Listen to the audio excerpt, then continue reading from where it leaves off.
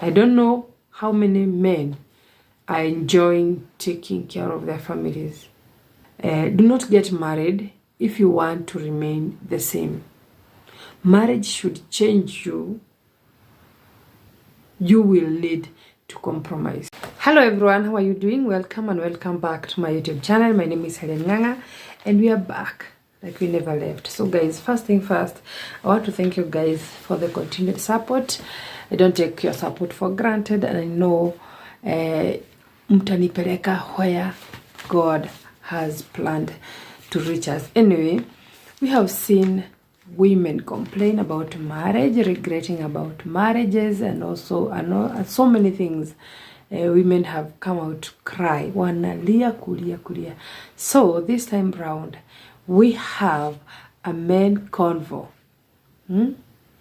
men discussion. They are regretting. They say men's greatest regret about marriage. Married men advising the singles, those men who have not married yet, wenye hawajaoa bado. They are telling them, do not do this and that. So married men's greatest regret about marriage. That's our discussion today. So they are advising the unmarried. Anyway, so the first one says, so this post, it was a post, and I outlined the most important points so that women can know, we even men wanna value our marriages. Even men value marriages, by the way. Tulikuwa tunaona tu ni kama it's like marriage was left for women, but there are some men out there who value their families, who value the marriage like wanawake. Are we together? So we have some regrets, some advices that we should take home from these married men. And the first one said, she may stay after you have cheated, but she will never be the same again. So do not do it.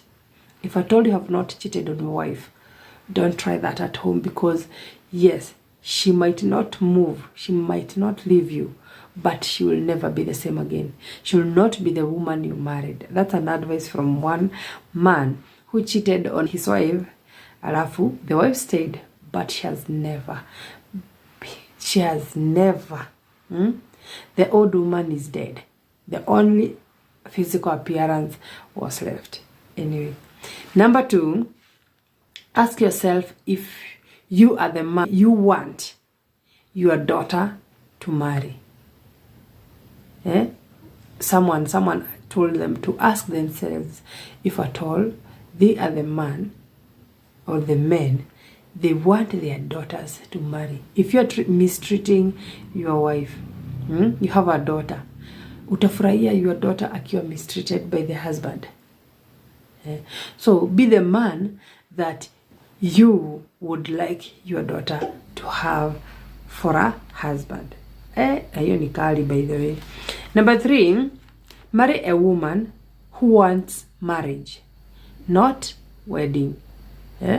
Watu wa wedding it's just an event, and baadaye inafanya nini, inaisha. So there are some people who are possessed, who are obsessed with the wedding, not the marriage. And then after the wedding, there's nothing else to keep them, that can keep them in your home. So marry the person who wants marriage, not the wedding, the event itself.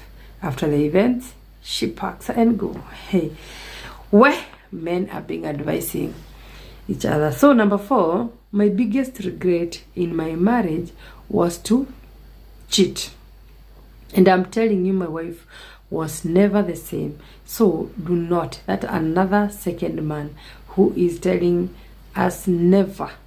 If at all you are a married person, not only for men, if at all you are a married person, do not cheat. If at all you must cheat. And make sure you will never be caught. Number 5, I have no regrets about marrying at 25 years. I am now 43, still married, going strong. Still married and going strong. So your marriage is the product of what you feed it with. What you feed your marriage with is what your marriage will be. If at all you preach peace, you do good things, that is what you will get from that marriage. So he says he got married at 25, he's 43, and has never regretted anything. Another says divorce is worthless. Better separate, rearrange yourself, then try again. Why? By the way, it's true. It's true sometimes to take a break from all those chaos. If at all you are in a very abusive marriage, not a very abusive, but at least not that abusive, you are in an environment, in a marriage where you're not understanding each other, or you're not communicating, you better. This man said, a divorce is worthless. Do not divorce yet. Do not divorce yet. Do a separation, then come back and try. By the way, it's true. It's true. Divorce is not the solution. If at all you love each other, separate first, move, live separately, and see whether it can work out later. So number 7, in times of trouble, remember it's not you against her, but both of you against the problem. In terms of what? Trouble. Because sometimes men tend, if at all let's give for example, if at all a man does not have finances, or his finances, or he has lost the job, badala wakae chini wajue what next, they gang toward against their wives and their children. They bury themselves with alcohol. Uko kwa alcohol ndio anapata mipango za kando, instead of coming home, msettle these things, mjue what next. Yes, nimepoteza kazi, what can we do, what are we going to do? That is what this man is telling us, that in times of trouble, remember it's not you against her, it's you, both of you against the problem itself. But it says, pay attention to how your partner show grace, mercy during conflicts, regardless of who is right and who is wrong. Pay attention to how she reacts to the conflict. If at all he or she is the one who is wrong. By the way, the reaction, if at all you have done something wrong, and how your partner reacts to that matters. Pay attention to that, because some of men or some of women start violence. They start violence from that conflict. Unapata mnakosana kidogo, pay attention, pay close attention. Or mnakosana hivi na bibi, ashaenda kwa mwingine. By the way, nowadays ni kubaya. So number 9, listen when she speaks from her heart. Once she feels unheard, she will be closed off for the longest time, if not forever. Listen to her. By the way, women, your wife will never, mostly 90% or 99% of women, married women, cannot, if at all you are treating her right, she will never lead you into evil or doing wrong, into something, or a trap or whatever. So listen to that woman, because most of women were given wisdom by God. Kuna vile tu mwanamke ni mjanja tu. So listen to her, especially when she's talking from the heart. Another man said, I regret not putting her first. Assurance in marriage is pivotal. She will stand with you through everything when she knows that she matters most. Are you together? I regret not putting her first. You know, some of us, we put, especially our finances, our money, our businesses, our kids, first. We put them first and forget about our partners. We are supposed to put each other's first. Then, so that we can raise these kids well. Because if at all you're not amwelewani kwa nyumba, how will you raise these kids? Hey, he regrets not putting the wife first. Alikuwa na mipango ya kando, put mipango ya kando first. Now he is regretting. Be the partner you are looking for. Be the partner you are looking for. If at all you're looking for a faithful partner, be faithful yourself. If at all you are looking for a supportive partner, are you supportive? If you're looking for someone who can listen to you, can you listen to her or to him? So be the partner you're looking for. Number 12, having money doesn't make you ready for marriage. Take your time. Money can only offer you a wedding. But nowadays, when you get some little money, people are running to get married. Gown or limo or all those. Just because you got some deal somewhere that went and you got some money. So having money does not make you ready to marry. Take your time.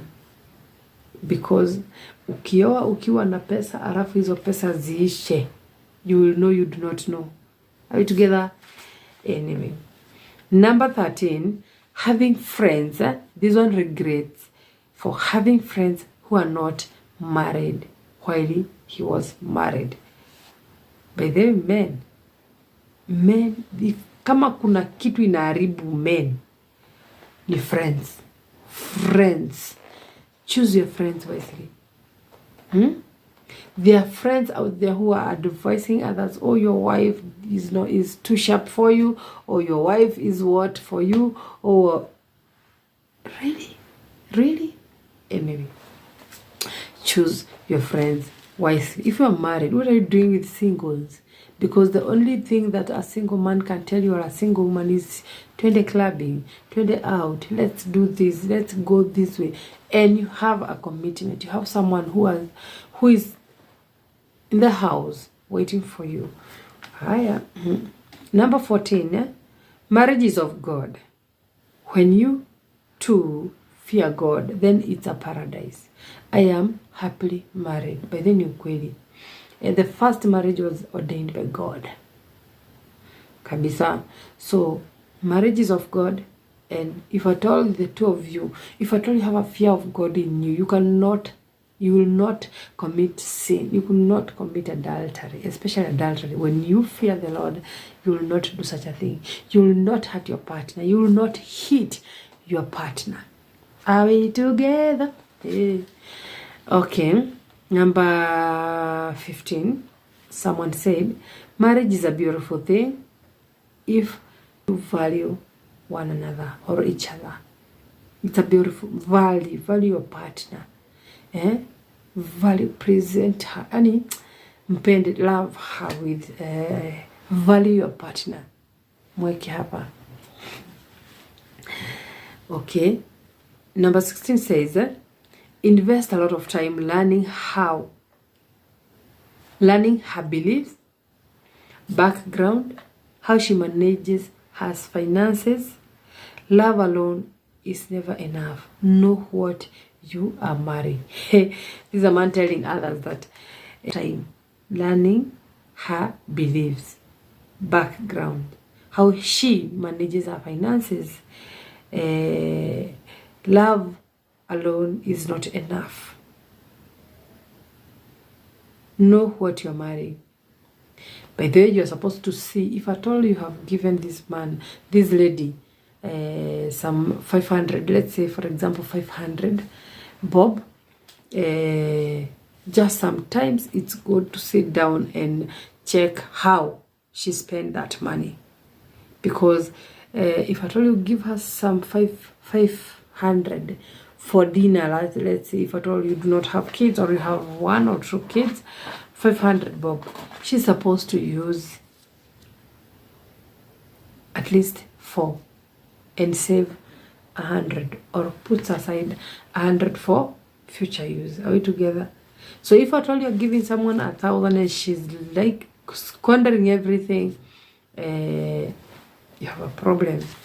We are supposed to be financial what? Advisors of our families. Women, by the way. If you're not an accountant, be accountable of every coin you get from your husband. Number 17, one said, I allowed her to isolate me from my family and siblings, while her family was slowly taking over my family. She isolated you from your family. She separated. That's a narcissist or an evil.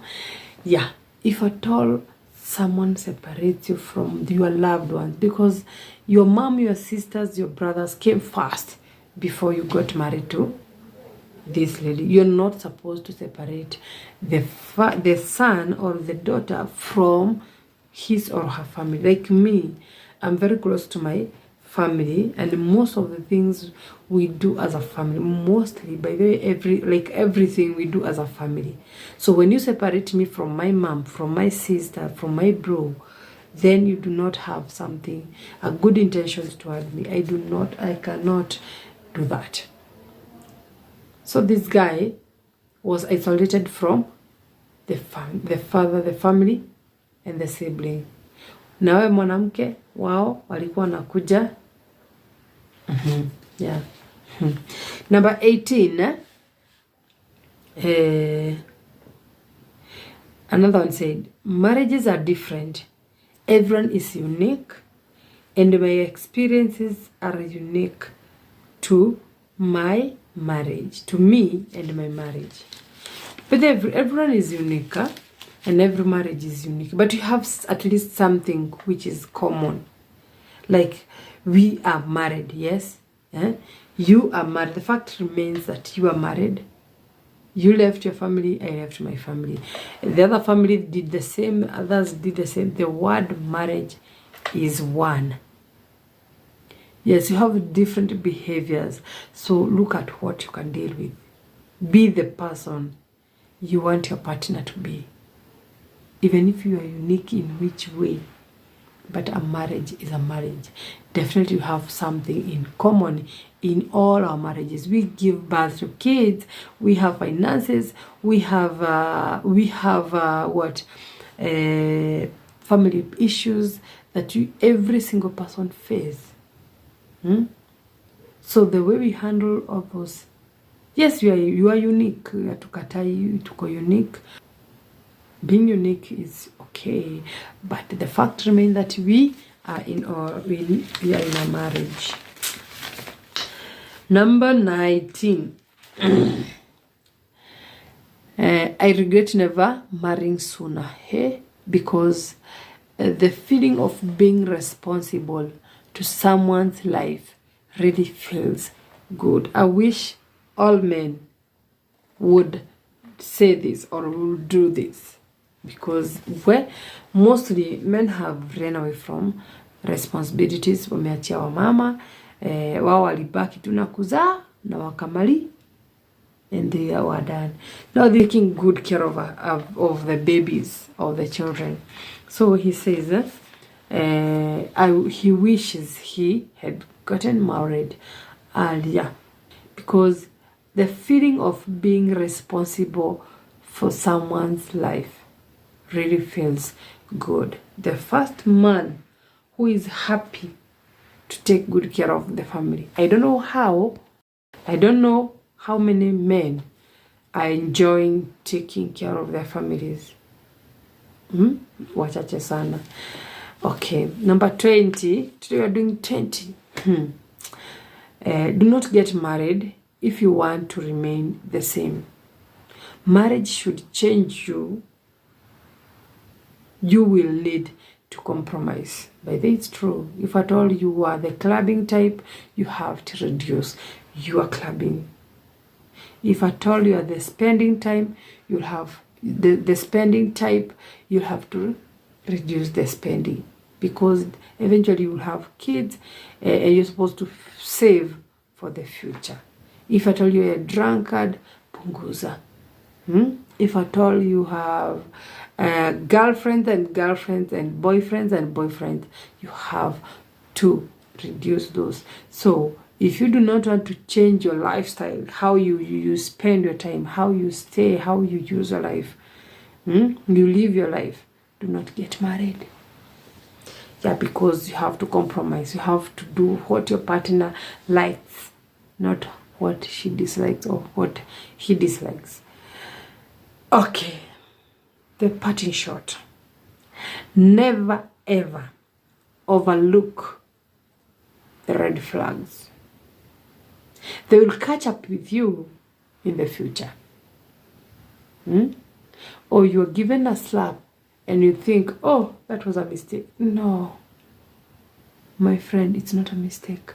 So do not ignore red flags. Before you say, yes, I do, check, meditate how this person has handled you before you say yes. Because afadhali muachane before marriage, unlike you break your marriage or you divorce. It's time wasted. You may waste time mingi sana. Anyway, that is it for today. I hope you have learned. Our men are regretting marrying at that age. When they were late enjoying life. Others, they did not give their wives attention. They did not give their wives the first priority. They were controlled by their wives to abandon their families or their siblings. So there are so many regrets there. I wish I could have time to do this part 2. So this is what we had today, that even men value marriage. I didn't know that. I thought women are the ones who value marriage like nobody's business. And now, those were the married men's greatest regrets. Are you together? Do not cheat. Never cheat. Because yes, she might stay, but she will never be the same again. See you in the next video. Please subscribe, like, comment, share, so that you can continue learning these things together. See you in the next video.